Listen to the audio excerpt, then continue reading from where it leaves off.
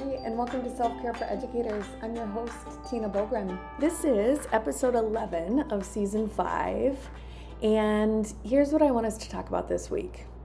Disillusionment. Wah, wah. I want to talk about it because I want you to know that if you are feeling disillusioned, there's nothing wrong with you. It is very natural. It is normal. This is a really hard time of year. By the way, this phrase, this term, disillusionment, comes from Ellen Moore out of the New Teacher Center. And it was originally aligned with the dip chart, as I like to call it, where she identified the typical phases that first-year teachers go through in their attitudes towards teaching. We can include a link to that in the show notes, but many of you have seen that, where we start the year in anticipation, right? We're so excited, everything's great, and then the school year gets started and whoo, we drop into survival. And in the survival phase, we're doing okay. This is where we are passionate, but overwhelmed. We're still excited, we're doing okay, but man, we're starting to get overwhelmed. And then there can be this sometimes subtle shift between the survival phase and the disillusionment phase. The difference between the survival phase and the disillusionment phase is we kind of start to lose the passion. And I have really been starting to equate the disillusionment phase with burnout. We know that burnout, there's kind of a spectrum to burnout. It's not a light switch, it's more kind of a slow burn and a slow build. And so as we move from survival into disillusionment, we might start feeling those symptoms of burnout creep in. And we know, just as a reminder, those symptoms, number one, negativity and cynicism. This is where I always say, this is where you go to work, someone says hello to you, and in your head you say, I hate you. Disillusionment is one of the ways that we can start to, when we're in disillusionment, I should say, is when we start to feel that negativity and cynicism. The second indicator that we are moving towards burnout is that decreased sense of efficacy, which is kind of that feeling of like, why bother, right? We are losing our confidence. We just don't feel like we can do it. And think about how that intertwines with that negativity and cynicism. And then that third indicator of burnout is what we know so well in our field, which is that emotional exhaustion. And so if you're feeling those things, I just want you to know that, again, you're not doing something wrong. It's what happens this time of year. And let's think about the reasons why. Whew, you've been in it for a while. And now we have, all sorts of challenges. Now it varies depending on where you live. But for many of us, it's starting to get pretty cold. It's definitely starting to get dark earlier. Probably the germs are going around, the sickness. We've got all sorts of holidays, which can be real fun and real hard, especially when we combine that with events at school and the day after those events and the buildup and the letdown.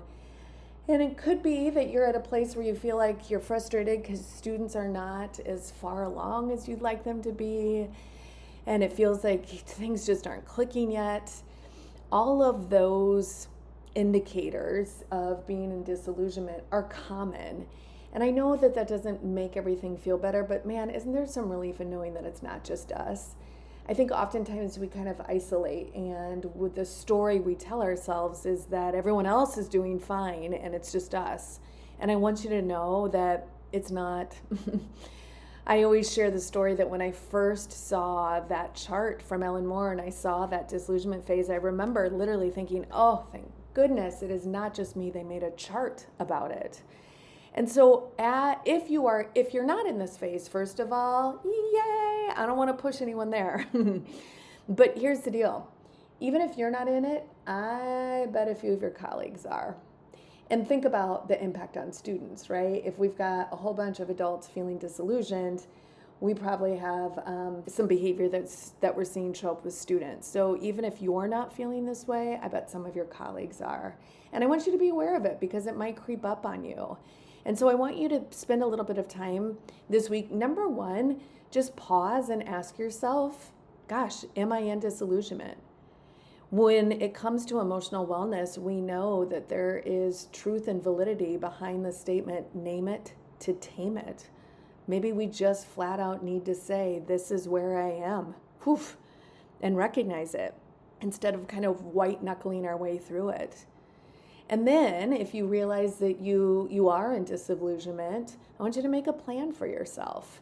And if you're not in disillusionment, maybe you still make a plan for, gosh, if this does start to creep in, or maybe you're not in the depths of disillusionment, but you're kind of standing on the edge of the cliff looking into it, make a plan for yourself so that we don't have to hit that low quite so low, and think about what can we do that can help us feel better. So I'm just going to give you some ideas. There's no magic bullet here, and as always, we know different strategies work for different people.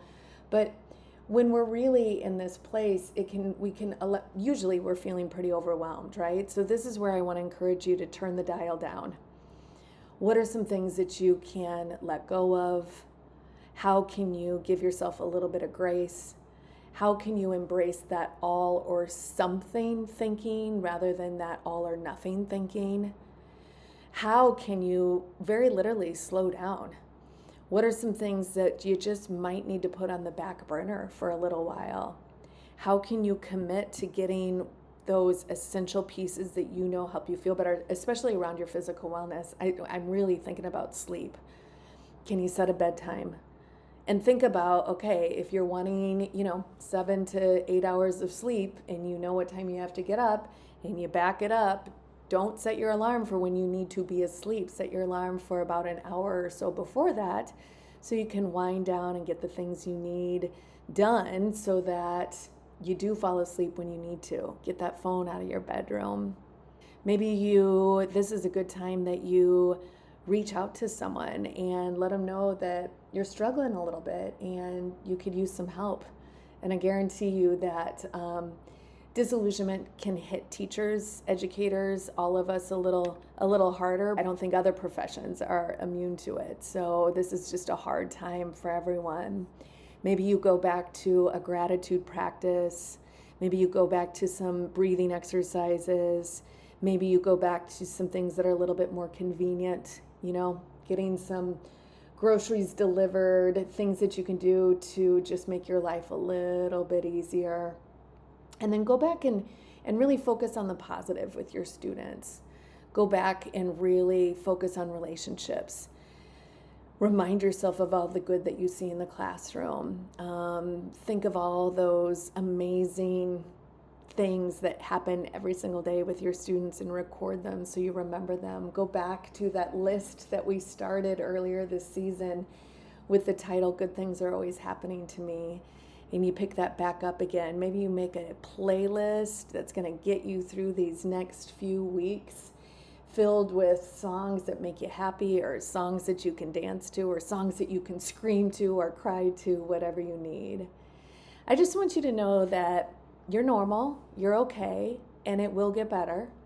And we don't have to just suffer through this phase, that we really can nudge ourselves towards doing some things to help ourselves feel better. We don't want to, that's the hard part. But think of this as your sign. You know what you need to help you right now. Feel all of our hands, especially my hand on your back as you do it. And maybe you think of last week's invitation and you just do a little something that you know you need to do for 5 minutes. I'm cheering so hard for you. As always, thank you, Adrian. Thank you, Solution Tree. Thank you, Marzana Resources. And thank you, my Badass Self-Care Squad. I know it's hard right now, but we're going to make it through. We always do. We've survived all of our hard days. No, nothing's going to be different this time around.